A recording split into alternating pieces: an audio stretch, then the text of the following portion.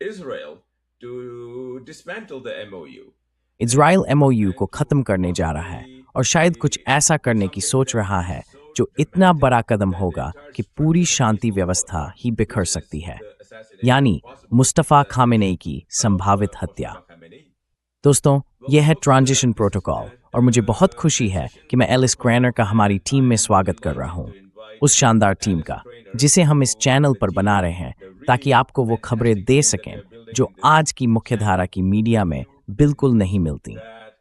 ये खबरें उन लोकप्रिय शोज में भी नहीं मिलती, क्योंकि जो जानकारी हमें मिलती है वो खास स्रोतों से आती है और उसे आपके सामने पेश करते हैं वो लोग जिनके पास दशकों का अनुभव है, ताकि आपको वही भरोसेमंद और गुणवत्तापूर्ण जानकारी मिल सके जिसकी आप कदर करते हैं।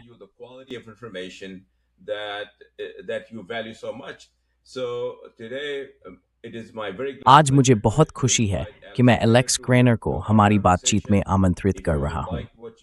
अगर आपको ये चर्चा पसंद आए तो कृपया सब्सक्राइब और लाइक बटन दबाएं। इससे एल्गोरिदम को मदद मिलती है और हमें वही तरह की दर्शक संख्या मिलती है जैसी हाल ही में देखने को मिली है, जो सोशल मीडिया पर बहुत आम नहीं है।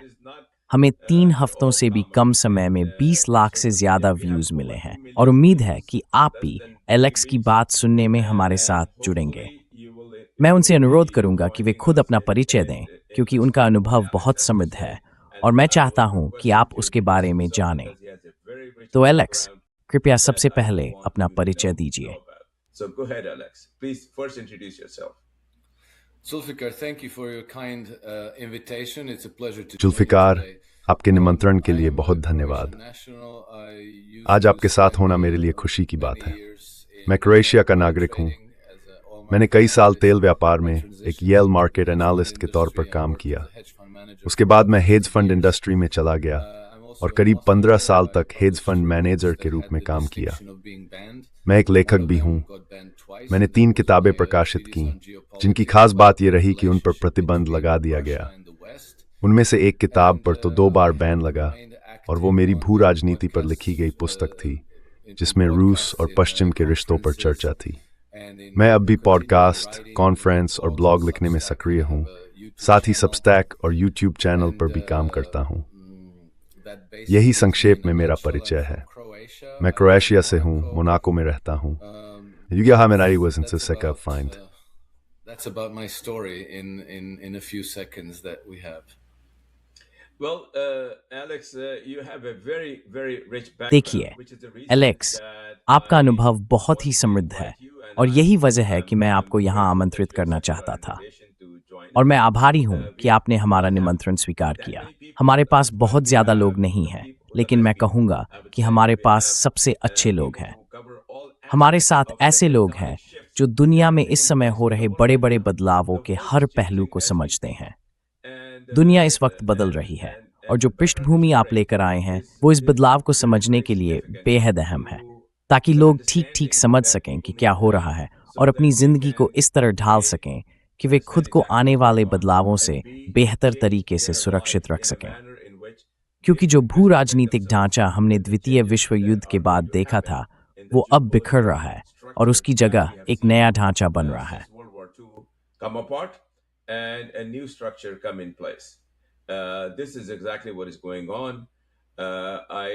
यही तो इस वक्त हो रहा है।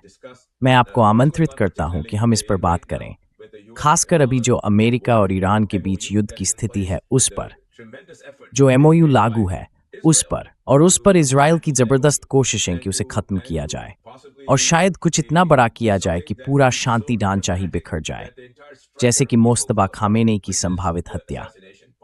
ये कोई नई खबर नहीं है, लेकिन जो जानकारी हमारे पास है, क्योंकि हमें कुछ विशेष श्रेष्ठ स्रोतों तक पहुंच है, वो ये बताती है कि ये साजिश अब योजना से आगे बढ़कर अमल के चरण में पहुंच चुकी है।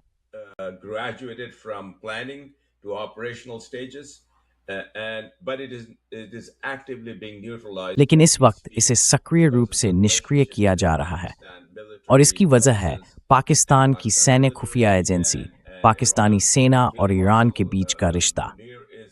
फील्ड मार्शल मुनीर इस समय ईरान में है। पाकिस्तान के प्रधानमंत्री भी वहीं हैं और शायद 100 से ज़्यादा देशों के प्रमुख भी वहां मौजूद हैं। लेकिन इजराइल वही करेगा जो वो करना चाहता है, क्योंकि उसके लिए ये ऐसी बात है जिसे वो बर्दाश्त नहीं कर सकता, और शायद उसे लगता है कि इससे उसका बसाया हुआ राज्य कमजोर पड़ सकता है। तो मैं चाहूंगा कि आप इस पर अपना नजरिया बताएं। Invite you to provide your perspective on it. To my mind, I think it's extremely important to. मेरे हिसाब से इन सारी घटनाओं को समझने के लिए सबसे व्यापक संदर्भ में देखना बहुत जरूरी है। जैसा कि जॉर्ज सोरोस, क्लाउस श्वाब और दूसरे पश्चिमी नेताओं ने कहा है, हम दरअसल दो प्रणालियों के टकराव का सामना कर रहे हैं। दो तरह की शासन प्रणालियों के बीच का टकराव। वे इसे लोकतंत्र बनाम निरंकुशता या खुला समाज बनाम बंद समाज के रूप में पेश करना पसंद करते हैं।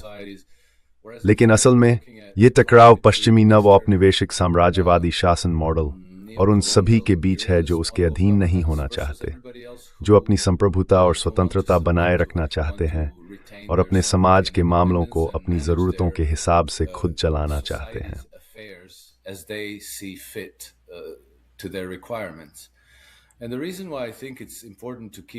और जिस वजह से मुझे लगता है कि खैरटैपल इस नज़रिए को ध्यान में रखना ज़रूरी है, वो ये है कि जो मौजूदा टकराव अमेरिका और इजराइल की तरफ से एक ओर और ईरान की तरफ से दूसरी ओर चल रहा है, वो कोई ऐसी चीज़ नहीं है जिसे डोनाल्ड ट्रंप या बेंजामिन नेतन्याहू ने बनाया हो।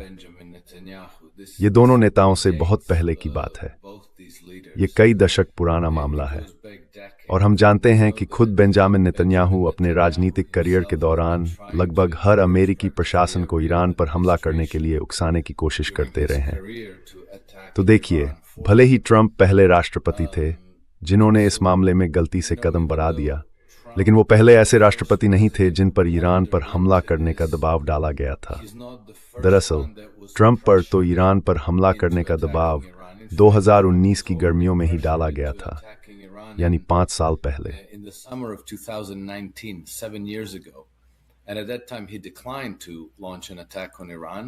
और उस समय उन्होंने ईरान पर हमला करने से इनकार कर दिया था। उसी वक्त हमें यह भी पता चला कि उन पर ईरान पर हमला करने का दबाव कहां से आ रहा था। वो था वॉशिंगटन में ब्रिटिश दूतावास, जहां राजदूत थे सर किम डैरोक। वॉशिंगटन के ब्रिटिश दूतावास और लंदन के फॉरेन अफेयर्स के बीच जो केबल्स थीं, उन्हें एनोनिमस ने लीक कर दिया था। उसी से हमें पता चला कि सर किम डैरोक ही वो व्यक्ति थे जो ट्रंप पर दबाव डालने की इस पूरी मुहिम को चला रहे थे। और जब ट्रंप ने हमला करने से मना कर दिया तो वे बेहद नाराज हुए। लेकिन सर किम डैरोक का कहना था कि उन्हें अब भी लगता है कि ट्रंप को ईरान पर हमला करने के लिए मनाया जा सकता है। जैसा कि उन्होंने कहा था, ट्रंप के आसपास ऐसे लोगों को भरकर जिन्हें वे ट्रंप विस्पर्स वर्शिप people he characterized as Trump whispers, and one of the people that he characterized, और जिन लोगों को उसने इस तरह से बताया था, उनमें से एक थे स्टीफन मिलर, जो आज भी ट्रंप के काफी करीब हैं। लेकिन हम जानते हैं कि ऐसे और भी लोग हैं, जैसे सूजी वाइल्स और कई दूसरे, जिनमें उनके दानदाता भी शामिल हैं। सबके नाम लेने का कोई मतलब नहीं है। असल बात जो मैं कहना चाहता हूं वो ये है कि नीतियां बनाने का जो स्तर है वो खुद ट्रंप से ऊपर है।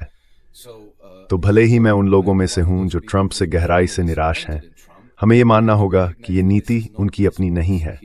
वो बस अपना किरदार निभा रहे हैं, लेकिन ये नीति उनसे पहले की है, और इसलिए हमें ये भी मानना होगा कि ये नीति ट्रंप के बाद भी जारी रहेगी।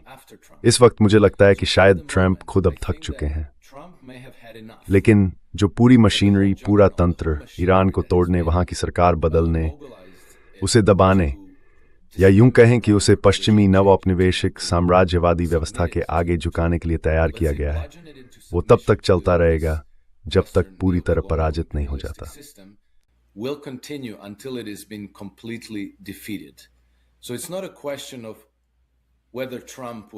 तो बात ये नहीं है कि ट्रंप MOU का पालन करेंगे या नहीं, या ये बातचीत शांति लाएगी या नहीं।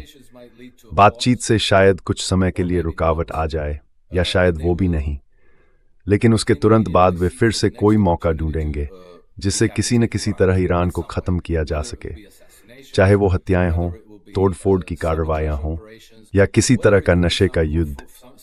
क्योंकि पिछले 200 सालों में उन्होंने इसी नीति का इस्तेमाल बहुत असरदार तरीके से किया है, यहाँ तक कि 5000 साल पुरानी सभ्यताओं जैसे चीन को भी तबाह कर दिया और 60 के दशक तक उन्हें दुनिया के सबसे गरीब देशों में बदल दिया।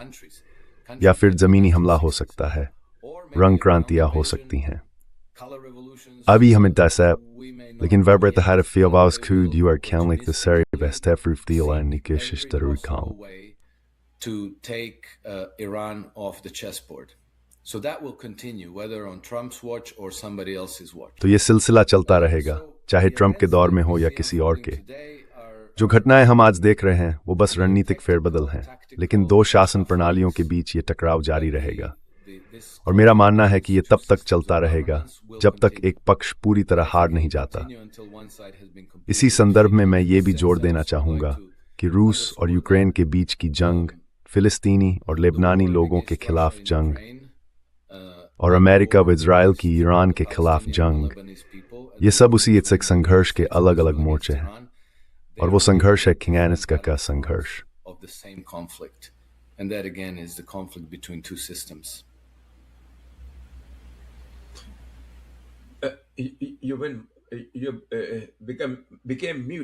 एक पल के लिए आप चुप हो गए थे। क्या आपने बोलना बंद कर दिया था? नहीं, मैंने ही बोलना बंद किया था। ठीक है, अच्छा।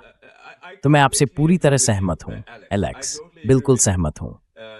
मैं इस विषय पर काफी गहराई से जुड़ा रहा हूँ काफी समय से, लेकिन जब से हमने अपना शो और चैनल शुरू किया है, मैं कई लोगों से बात कर रहा हूँ जिन्हें आप भी जानते हैं। पेपे एस्कोबार, जो दुनिया भर में घूमने वाले पत्रकार हैं, लैरी जॉनसन, जिनका CIA से जुड़ा बैकग्राउंड है, विजय प्रसाद, जो ट्राइकॉन्टिनेंटल इंस्टीट्यूट का नेतृत्व करते हैं, पूरी दुनिया में सक्रिय हैं। और हाँ, मैंने हाल ही में उनसे भी बात की है। और मेरा जो खुद का विशेष पहुंच का दायरा है, जो वाकई बहुत ऊंचे स्तर पर रहा है, वो सब एक ही दिशा की ओर इशारा कर रहा है।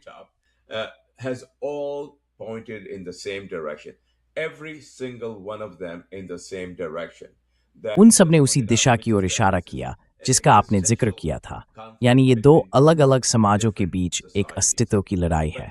लेकिन उन्होंने मुझे ये भी बताया कि जीत किसकी तरफ है, और वो है चीन। पाकिस्तान तो चीन का सबसे बड़ा उदाहरण बन गया है। पाकिस्तान सबसे आगे है, सबकी नजर पाकिस्तान पर है। दरअसल ईरान की सत्ताधारी पार्टी ने अपने संसद में पाकिस्तान की तारीफ की थी, जो लगभग कभी नहीं होता पाकिस्तान की भूमिका को लेकर। MOU पर हस्ताक्षर होने के तुरंत बाद राष्ट्रपति शी जिनपिंग सबसे पहले इस्लामाबाद गए थे। वो कहीं और नहीं गए, न किसी पश्चिमी राजधानी में, न ही किसी खाड़ी देश की राजधानी में।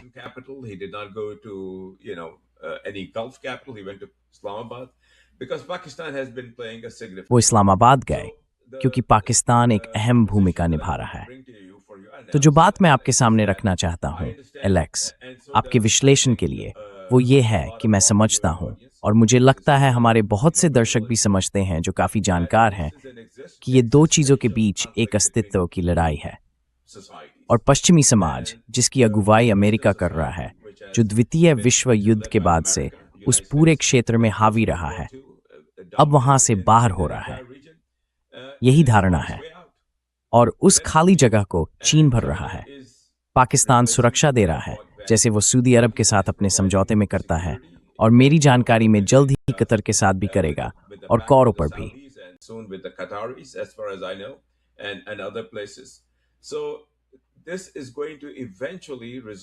तो इसका नतीजा आखिरकार ये होगा कि चीन प्रमुख शक्ति बन जाएगा।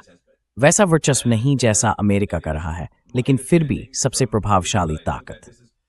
और मेरी समझ के मुताबिक, जितनी जानकारी मेरे पास है, ये बदलाव बहुत जल्दी आने वाला है, शायद अगले साल के भीतर या उससे भी पहले।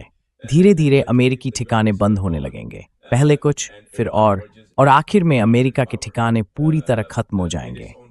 तब ईरान अपनी ताकत के दम पर एक प्रमुख शक्ति के रूप में उभरेगा।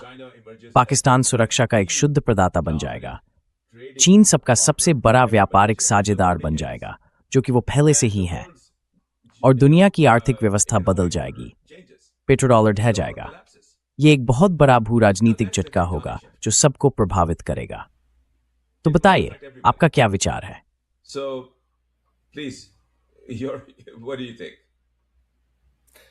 I agree with you, and if we look at it from the military point of मैं आपसे सहमत हूँ और अगर हम इसे सैन्य दृष्टिकोण से देखें तो मैं पूरी तरह आपसे सहमत हूँ। I believe that मेरी चिंता ये है कि मेरा मानना है सबसे पहले ये संघर्ष सिर्फ सैन्य कार्रवाई खत्म होने पर नहीं रुकेगा, क्योंकि दूसरी तरफ जो ये पश्चिमी औपनिवेशिक व्यवस्था है उन्हें अपने विरोधियों को जरूरी नहीं कि युद्ध के मैदान में हराना पड़े। उनका तरीका हमेशा से सरकारों को अस्थिर करना रहा है और इसी मायने में उन्हें आईआरजीसी को युद्ध में हराने की जरूरत नहीं है। उनके लिए इतना काफी है कि वे सरकार को अस्थिर करें, उसे गिरा दें और उसकी जगह एक कठपुतली शासक बिठा दें।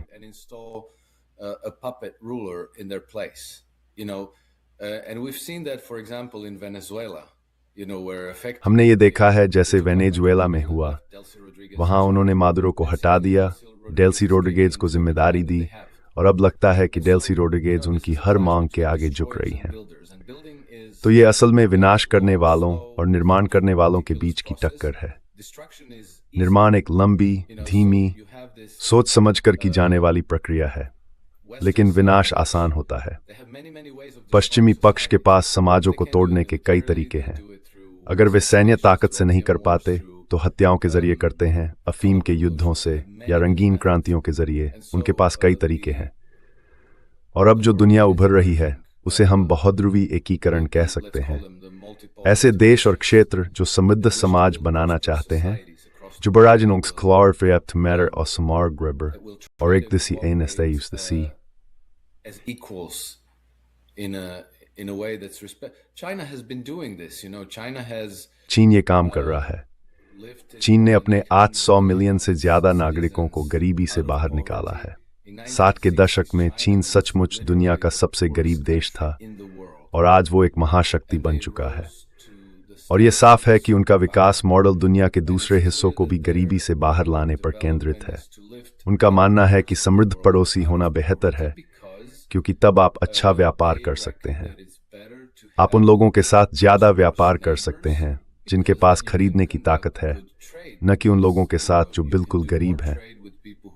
ये बात पूरी तरह समझ में आती है, लेकिन दूसरी तरफ आप जानते हैं जो बस विनाश करते हैं और वो इस काम में बहुत माहिर है।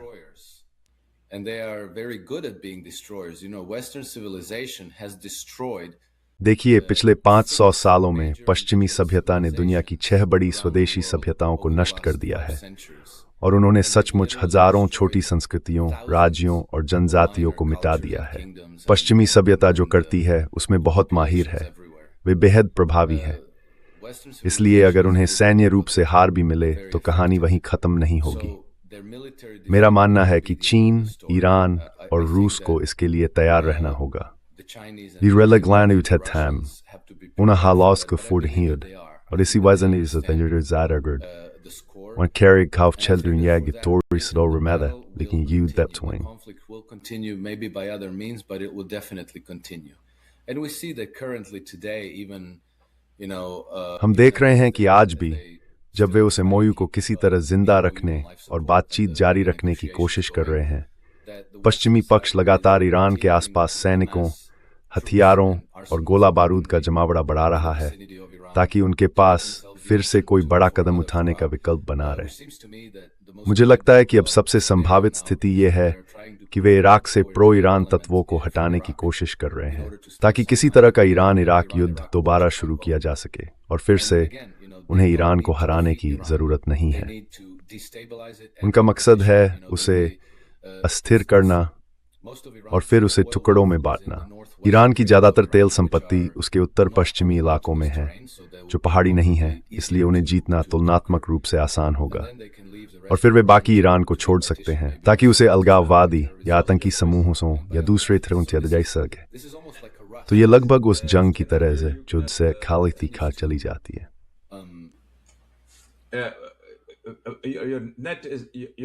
Is happening towards Starwateng. हम शायद अकेले 20 trouser 1 minute misgoer. What you were saying. Yeah, हाँ, तो मैं कह रहा था कि ऐसा लग रहा है कि अब वे इराक से ईरान पर एक और हमले की तैयारी कर रहे हैं। और देखिए, उन्हें पूरा ईरान जीतने की जरूरत नहीं है। वे फिलहाल संतुष्ट हो सकते हैं अगर वे तेल से भरपूर इलाकों पर कब्जा कर लें, जो ज्यादातर ईरान के उत्तर पश्चिम में हैं, मैदानों में, पहाड़ी इलाकों में नहीं, बल्कि समतल जमीन पर, जहां कब्जा करना तुलनात्मक रूप से आसान है। तो वे अपने लिए ये सारे विकल्प खुले रखेंगे, ईरान को अस्थिर करने, बांटने और टुकड़ों में बांटने के लिए, और वे कोशिश करना बंद नहीं करेंगे। ये जो पश्चिमी व्यवस्था है जो सब पर हमला करती है, वो जंग की तरह है, उसे नींद नहीं आती। वो लगातार हमला करती रहती है बिना रुके।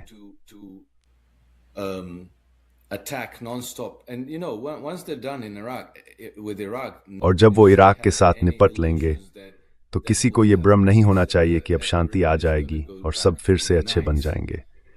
नहीं, उन्होंने तो पहले ही कह दिया है, अगला नंबर तुर्की का है।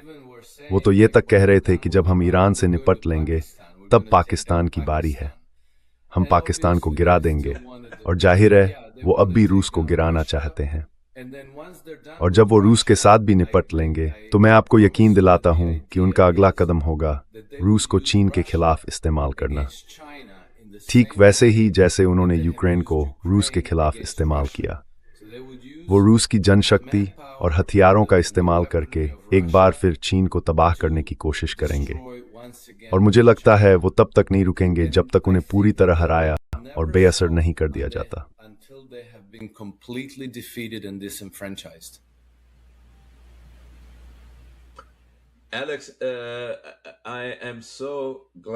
एलेक्स, मुझे बहुत खुशी है कि तुमने इस पूरे प्लान का इतना साफ साफ जिक्र किया, क्योंकि मैं खुद इसे खुलकर बताने में झिझक रहा था।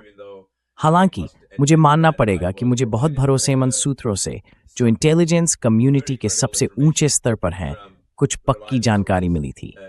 मेरा उनसे सिर्फ दोस्ताना रिश्ता है, कोई औपचारिक संबंध नहीं, और वही लोग कह रहे थे कि यही असली प्लान है। मुझे तो यहाँ तक बताया गया था कि अमेरिका इस हमले की तैयारी इसी आने वाली सर्दियों में कर रहा है। ये जानकारी मेरे पास थी, लेकिन मैं इसे हमारे दर्शकों के साथ साझा करने में हिचक रहा था। लेकिन अब जो तुमने कहा उसके संदर्भ में सब कुछ बिल्कुल सही बैठता है। यही वो करने की कोशिश करने वाले हैं।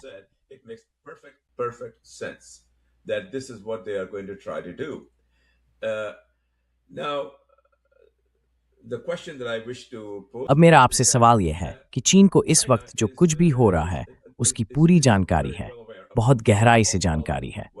और पाकिस्तान और चीन तो मानो एक ही शरीर के दो हिस्से हैं। ग्वादर में जो उन्होंने बनाया है वो अब बहुत सक्रिय है और हर तरह का माल ईरान तक भेजा जा रहा है। ये दुनिया के सबसे गहरे समुद्री बंदरगाहों में से एक है और बहुत भारी ट्रैफिक संभाल सकता है। तो अब जब पाकिस्तान की स्थिति उसकी क्षमताओं के आधार पर असाधारण रूप से मजबूत होती जा रही है और वो चीन के साथ मिलकर काम कर रहा है, ऊपर से रूस की भी इस पर सहमति है, तो आप कैसे देखते हैं कि आगे ये सब किस दिशा में जाएगा?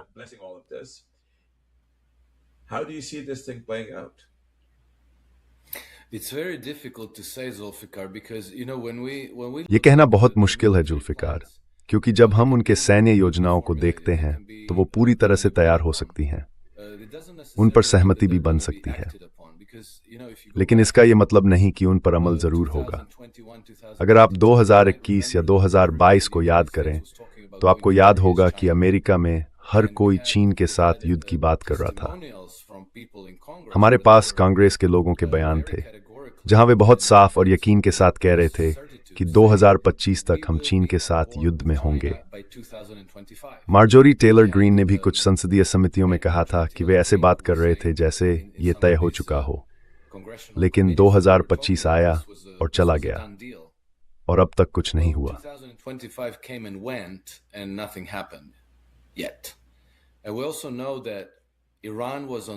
हम ये भी जानते हैं कि ईरान उन 7 देशों की सूची में था जिन्हें 2001 के बाद 5 साल के भीतर गिराया जाना था, यानी 2006 तक ईरान में शासन परिवर्तन होना तय माना गया था। 20 साल बीत गए, कोशिशें अब भी जारी हैं, लेकिन वो हुआ नहीं।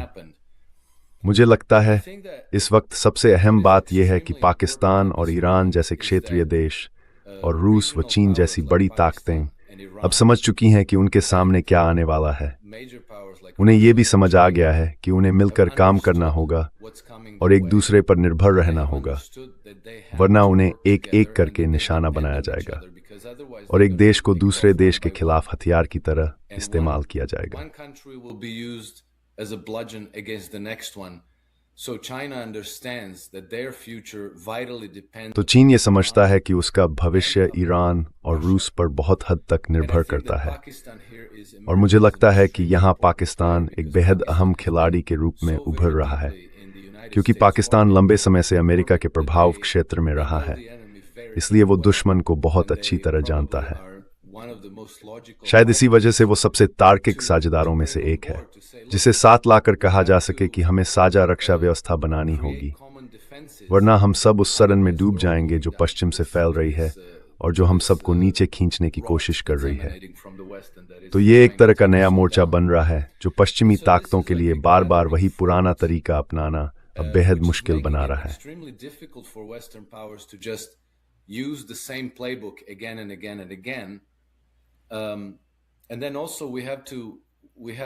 और हमें यह भी ध्यान में रखना चाहिए कि सिर्फ ये बात कि आप और मैं इस तरह की बातचीत कर सकते हैं, ये भी पूरी तस्वीर बदल देती है, क्योंकि करीब 20-30 साल पहले, ठीक है, मान लीजिए 30 साल पहले, हम सचमुच अखबारों, टेलीविज़न और रेडियो पर ही निर्भर थे ये जानने के लिए कि दुनिया में क्या हो रहा है। तो जो लोग युद्ध भड़काते थे उनके लिए कहानी पर नियंत्रण रखना बहुत आसान था। वे हमें यकीन दिला सकते थे कि रूस बुरा है, चीन बुरा है, ईरान बुरा है और हमें उनके खिलाफ युद्ध करना ही होगा।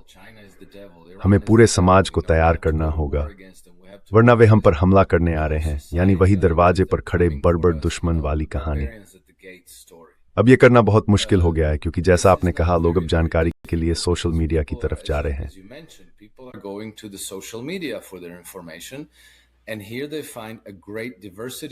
यहाँ उन्हें तरह तरह की कहानियां और दृष्टिकोण मिलते हैं, और देखिए अब लोग खुद तय करते हैं कि उन्हें किस पर भरोसा करना है। पश्चिमी देशों में अब कोई भी राजनेताओं पर भरोसा नहीं करता और बहुत कम लोग मुख्यधारा की मीडिया पर यकीन करते हैं। तो ये जो हो रहा है, ये मानव इतिहास में पहले कभी नहीं हुआ, ऐसा पहले कभी अस्तित्व में नहीं था। लेकिन ये मान लीजिए कि अब चीजें पहले जैसी नहीं रहेंगी। समाज कैसे बदलते हैं, कैसे उन्हें युद्ध के लिए तैयार किया जाता है, इस पूरी प्रक्रिया का समीकरण अब पूरी तरह बदलने वाला है। और हम देख रहे हैं कि पश्चिमी नेता इस बात से बेहद परेशान हैं कि वे अब न तो कहानी पर नियंत्रण रख पा रहे हैं और न ही अपनी जनता को युद्ध के लिए तैयार कर पा रहे हैं।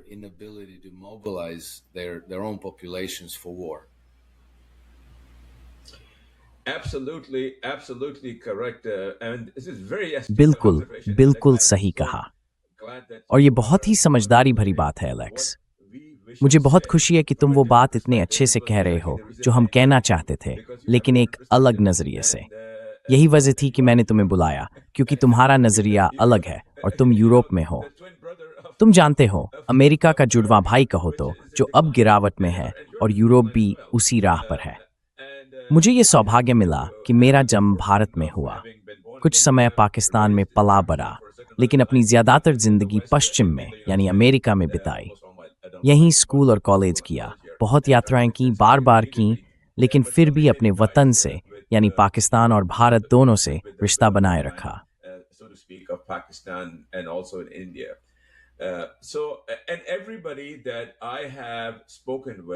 जिन लोगों से मैंने बात की है, जो सच में हालात को करीब से जानते हैं, और ये वही लोग हैं जो वाकई जानते हैं कि क्या चल रहा है, उन्होंने 100% बिना किसी शक के वो सब कुछ पुष्टि की है जो तुमने अभी कहा एलेक्स। शायद तुम्हें ये पता हो या ना हो, लेकिन मैं उन लोगों से बात करता हूँ जो कई देशों के शीर्ष नेताओं के बहुत करीब हैं, और यही काम विजय प्रसाद ने भी किया, जिनसे मेरी अभी बातचीत हुई थी। वो भी इन्हीं लोगों से बात करते हैं। इनमें से हर एक व्यक्ति समझता है कि खेल क्या है। खेल खत्म हो चुका है। पश्चिमी ताकतें अब वो नहीं कर पाएंगी जो वो सदियों से करती आ रही थी। खेल खत्म हो गया है। और जो बड़ा भू राजनीतिक बदलाव इस वक्त हो रहा है वो ये है कि पाकिस्तान ने चीन के पूरे समर्थन के साथ सऊदी अरब को अमेरिका के प्रभाव क्षेत्र से दूर करने में सफलता हासिल कर ली है। away from the orbit of the United States. They signed this mutual defense agreement. उन्होंने ये पारस्परिक रक्षा समझौता किया है जिसे हाल ही में, और ये बात ज्यादा लोगों को पता नहीं है, विस्तारित किया गया है ताकि उसमें पाकिस्तान की परमाणु सुरक्षा छतरी भी शामिल हो जाए, और कतर भी इसे साइन करने के बहुत करीब है। पाकिस्तान तुर्की के साथ मिलकर बेहद उन्नत छठी पीढ़ी के लड़ाकू विमानों के विकास में बहुत आगे बढ़ चुका है, बिल्कुल उसी दिशा में जा रहा है जिसके बारे में हम बात कर रहे हैं। और इसी वजह से पश्चिमी ताकतों के लिए अपने लक्ष्य हासिल करना बेहद निराशाजनक साबित हो रहा है। तो सवाल ये है कि इन खाड़ी देशों के बारे में आपका आकलन क्या है जो अब तक पश्चिम के अधीन राज्य रहे हैं? अगर वे पश्चिम से दूर हो जाते हैं तो पश्चिम की पूरी व्यवस्था हिल जाएगी। If they move away from the West collapses. Well, I think that they are in a very complicated. मेरा मानना है कि हैदगर इस वक्त एक बहुत जटिल स्थिति में है और इसका ज्यादातर हिस्सा उन्होंने खुद ही बनाया है, क्योंकि उन्होंने शैतान से सौदा किया था। उन्होंने अपनी निर्यात कमाई को अमेरिकी डॉलर में लेने पर सहमति दी। उन्होंने पेट्रोडॉलर सिस्टम के निर्माण को भी मंजूरी दी और अब वे उसी जाल में फंस गए हैं। उन्होंने उन डॉलर का इस्तेमाल अमेरिका से सुरक्षा खरीदने के लिए भी किया। ये एक तरह का प्रोटेक्शन रैकेट था जिसे वे पक्का मानते थे, लेकिन अब उन्हें एहसास हो रहा है कि वो सब पूरी तरह झूठा था, बस एक चमकदार ब्रोशर की तरह। और अब आप देखिए, उनकी ज्यादातर संपत्ति पश्चिमी वित्तीय संस्थानों में है और ये पश्चिमी संस्थान और उनके पीछे की सरकारें जरा भी हिचकिचाती नहीं है ये कहने में कि अगर तुमने हमें नाराज किया तो हम तुम्हारी दौलत जब्त कर लेंगे।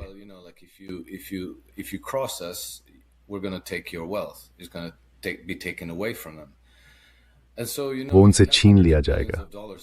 तो देखिए, अगर आपके सैकड़ों अरब dollar US Federal Reserve Bank में पड़े हैं और फिर संयुक्त राज्य सरकार आपसे कहती है कि अब आपको हमें अपनी जमीन इस्तेमाल करने देनी होगी ताकि हम ईरान पर हमला कर सकें, वरना, तो ऐसे में वो सोचते हैं चलो नाक बंद करके मान लेते हैं, शायद ये कामयाब हो जाए और सब कुछ ठीक हो जाए।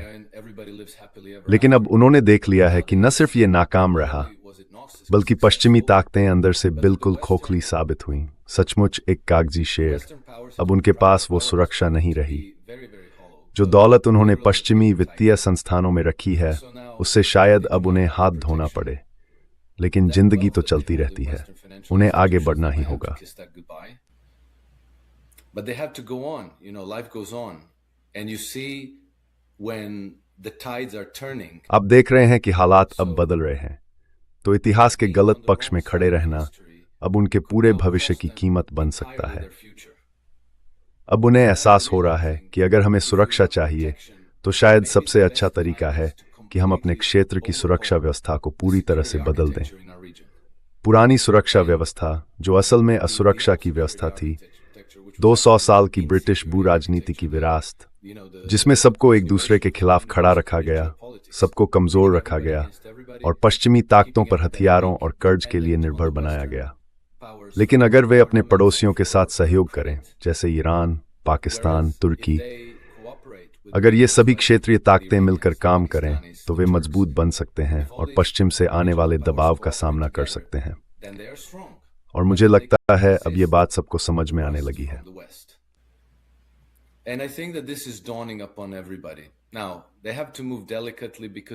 अब उन्हें बहुत सावधानी से कदम बढ़ाना होगा, क्योंकि उन्हें नहीं पता कि इसके नतीजे क्या हो सकते हैं। पश्चिमी देशों की पाबंदियां उनकी अर्थव्यवस्थाओं को अस्थिर कर सकती हैं और इससे सरकार भी अस्थिर हो सकती है। इसलिए उन्हें डर है कि कहीं उन्हें सत्ता से बेदखल न कर दिया जाए या वे ताकत के केंद्रों पर अपनी पकड़ न खो दें। इसी वजह से उन्हें ईरान से भरोसा चाहिए कि देखिए, हमारा कोई बुरा इरादा नहीं है, हम अच्छे पड़ोसी बनना चाहते हैं।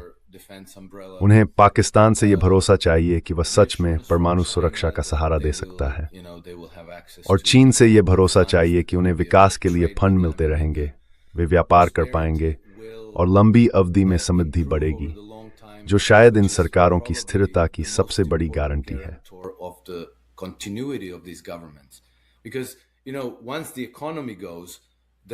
क्योंकि देखिए, जब अर्थव्यवस्था डगमगाने लगती है तो बाकी सब चीजें भी उसके साथ गिर सकती हैं। तो यहाँ चीन और रूस शायद सबसे अहम साझेदार हैं, ये भरोसा दिलाने के लिए कि वे इस क्षेत्र को स्थिर रखेंगे और अपनी जनता के लिए समृद्धि बढ़ाते रहेंगे। ये एक प्रक्रिया है। ऐसा नहीं है कि एक दिन में कोई बटन दबाया और सबने कह दिया, ठीक है, अब हम अमेरिका को अलविदा कह रहे हैं और पूरी तरह दूसरी तरफ जा रहे हैं। मामला इतना आसान नहीं। यानी वज़ीर IMF, वर्ल्ड बैंक और ऐसे कर्ज Hindman and first to stare. There's debts that need to be serviced and repaid.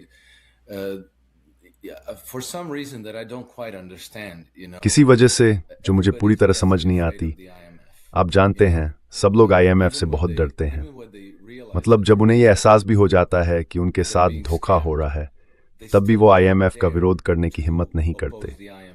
मेरा मतलब है, जब मैं कहता हूं कि मुझे समझ नहीं आता क्यों, तो असल में वजह तो समझ में आती है, बस ये नहीं समझ आता कि ये सब कैसे काम करता है। वजह तो साफ है। जैसे जब कुछ साल पहले बोलिविया ने इवो मोरालेस की सरकार के दौरान IMF की मदद का पैकेज ठुकरा दिया था, तो उसके बाद क्या हुआ? तख्तापलट हुआ और इवो मोरालेस की सरकार गिरा दी गई। 2015 में जब यमन ने IMF की मदद लेने से मना किया, तो उसके बाद सऊदी अरब ने यमन पर युद्ध शुरू कर दिया।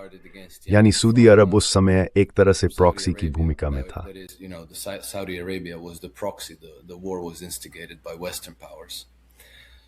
ये युद्ध पश्चिमी ताकतों द्वारा शुरू किया गया था। तो देखिए, पश्चिमी देशों और उनकी संस्थाओं से दूरी बनाना वाकई एक डराने वाला विचार है। इसलिए तमाम राष्ट्राध्यक्ष समझते हैं कि वे किस चुनौती का सामना कर रहे हैं, लेकिन उन्हें अनपेक्षित नतीजों और अनचाहे परिणामों का डर है। फिर भी वे ये भी देख रहे हैं कि हालात किस दिशा में जा रहे हैं। मुझे लगता है कि ये प्रक्रिया कुछ समय लेगी। इसमें तुर्की को पूरी तरह साथ लाना होगा, ईरान से ये भरोसा लेना होगा कि वह इस क्षेत्र में स्थिरता और शांति का गारंटर बनेगा। पाकिस्तान से भी इसी तरह की आश्वस्ति चाहिए होगी, और रूस और चीन से ये भरोसा कि आर्थिक विकास और समृद्धि पश्चिमी ताकतों की भागीदारी के बिना भी जारी रहेगी।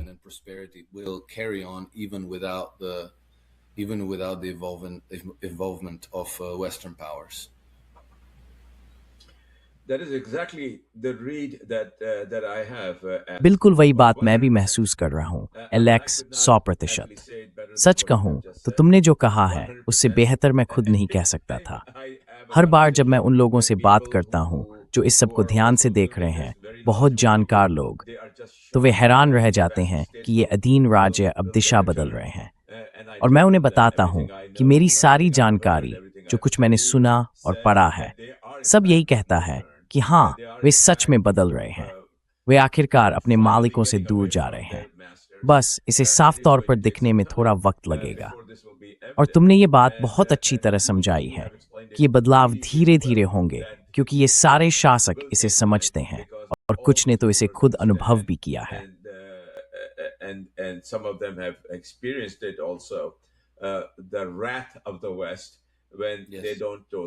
जब पश्चिम नाराज होता है, जब कोई उनकी लाइन पर नहीं चलता, तो वे उसी तरह की तबाही का सामना नहीं करना चाहते। वही युद्ध की आग जो ईरान ने पिछले लगभग 50 सालों से झेली है। तो बदलाव तो आने ही वाला है। हमें ये बातचीत जारी रखनी चाहिए, एलेक्स। अगर तुम्हें आपत्ति न हो तो हम हर हफ्ते मिलते रहेंगे। इस पॉडकास्ट के बंद होने के बाद मैं तुमसे अगली बातचीत के बारे में बात करूंगा। हमारे दर्शकों के लिए ये चर्चा आगे भी जारी रहेगी। कृपया सब्सक्राइब बटन दबाएं, लाइक बटन भी दबाएं, और हम आपको बताएंगे कि एलेक्स हमारे चैनल पर कब उपलब्ध होंगे, ताकि वो हमें उसी गहराई से विश्लेषण दे सकें जैसा उन्होंने अभी किया है। एलेक्स, 1 सेकंड दो, लेकिन अपनी मशीन अभी बंद मत करना, क्योंकि इसे अपलोड करना है। मैं इसे अभी रोक रहा हूँ, ठीक है? Sure, yes. Right now. Okay.